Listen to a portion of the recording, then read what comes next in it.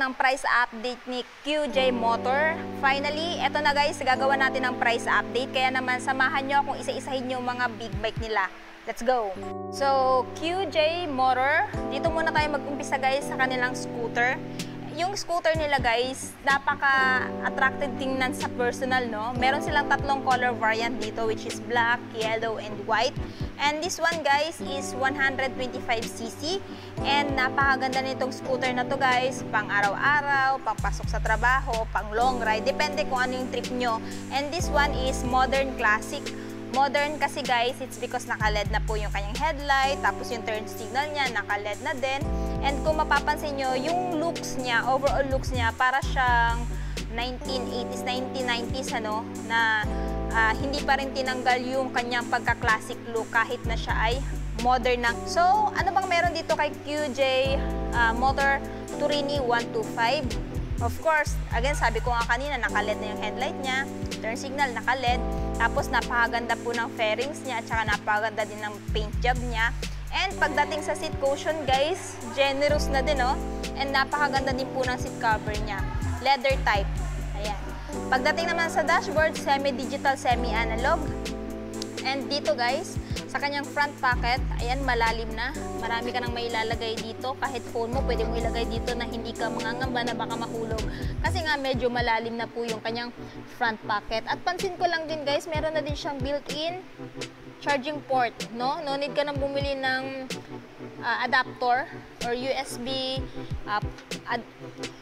adapter kasi pwede mo nang isaksak ready dyan yung phone mo. Pagdating naman dito, ito yung key niya guys, mechanical key. So, nandito yung sa seat. Check natin yung seat niya guys. Wow! Mayroon din siyang malaking under seat storage. Ayan. Na kung saan pwede mong ilagay dito yung mga gamit mo, papers ng motor, etc. kung ano yung trip nyong ilagay dito. Pagdating naman sa kanyang fuel tank, ayan guys, no, katulad din sa ibang mga scooter na sa under seat.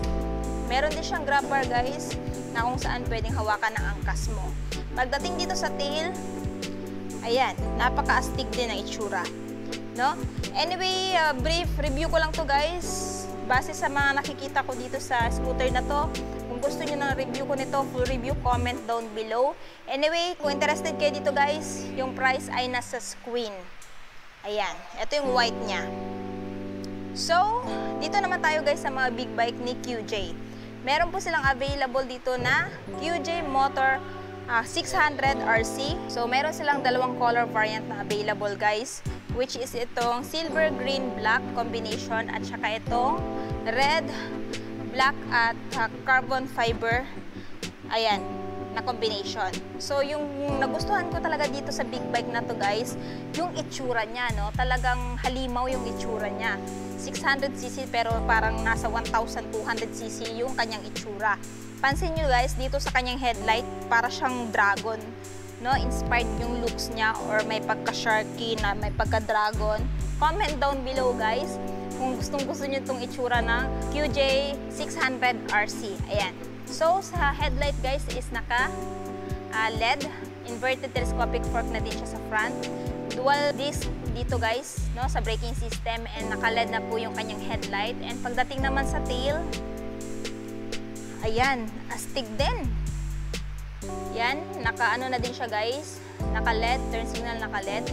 And napakaganda po ng engine sound nito, believe me. So, yung kanyang suspension guys, ayan, napaka-astig. No? At saka ito yung kanyang tambucho. So, kung naghahanap po kayo ng ganitong klaseng sports bike, punta lang po kayo dito sa Bristol kasi meron silang available na QJ 600 RC. Comment down below kung gusto nyo po ng full review ko nito. No, kasi di ko pa dito nare-review. If interested, yung price, ayan po. Next, dito naman tayo sa sports naked bike ni QJ Motors. Meron silang QJ SRK 600. So, sports bike at sports naked bike. So, sa front, naka-LED, turn signal, naka-LED, inverted na din sa front. Tapos, dual disc, at saka naka-inline 4 na din po ito, kagaya po kay 600 RC, no? Race replica. Pagdating naman dito, yan, single disc yung braking system sa likod. Tapos, napakaganda din po ng taillight niya, naka-LED na din. Pagdating naman dito, naka fully digital instrument panel na din siya guys at merong malaking fuel tank capacity. Ayan. So, kung interested po kayo dito sa naked bike ni QJ, no, which is 600cc din, ito po yung price. Ayan. Pop out ko na lang po yung price guys. Next, dito naman tayo guys sa 400cc na SRK, no? QJ pa rin yung brand. Ito guys, na test ride ko na. Ito yung ginamit ko papuntang Subic. And talagang masasabi kong napakaganda po ng suspension niya, napakaganda po ng power at saka torque niya. Maibubuga siya guys. At the same time, expressway legal na po itong motor na to, no? Since siya ay 400cc na sa papel. So, pagdating sa front, inverted. Sa likod, ito po yung suspension niya. Tapos, yung kinaganda dito guys is napaka-smooth po talaga dalhin, no? Yung tambucho niya guys, ayan, boom, talagang napakaganda po talaga ng engine sound niya kasi boom na din po. Knowing siya ay 400cc pa lamang. Naka-between po kasi ito eh. Ayan. So, pagdating sa upuan, split seat type, generous po yung seat cushion niya dito, no? Para sa isang naked bike. Na maikukumpara ko kasi yung ibang sports naked bike na medyo manipis, pero itong kay QJ Motor medyo generous na. Tapos dito, hindi ganoon ka-generous yung upuan ng angkas. Sa dashboard, fully digital instrument panel, and syempre naka-naked handlebar. Bagay na bagay din po ito sa mga lady riders na gusto lamang ng motor or gusto magkaroon ng big bike na talagang abot na abot at magaan. Ayan. Next, kung gusto nyo naman po ng modern classic na QJ Motor, meron po silang SRV 400. So, meron silang tatlong color variant na available, which is itong matte green or parang matte army green, glossy black at orange. Ayan. So, ito po guys, nasubukan or narinig ko na po yung engine sound nito, no? Napakaganda po kasi po napaka-V-twin na siya.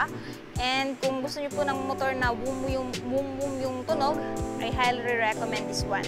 Tapos classic at modern yung itsura. Ito guys is para sa inyo. So ano bang meron dito? Of course, naka-LED na po yung headlight, turn signal, naka-LED, inverted na din po siya. Ayan. Tapos sa likod, ito po yung suspension niya guys. No? Tapos single disc at meron din po siyang napaka-astig na tambucho. Dalawa. Ayan. So, pagdating sa instrument panel guys, naka-fully digital na. So, usually yung instrument panel is nandito, pero yung kanya nandito. At meron na din po siyang malaking fuel tank capacity. So, this one guys is QJ SRV 400S. Ito po yung updated price. Ayan.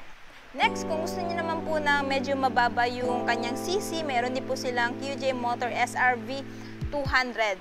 So, naka-reserve na pala tong dalawang to guys, pero if ever interested kayo dito, pwede naman po silang makapag-request.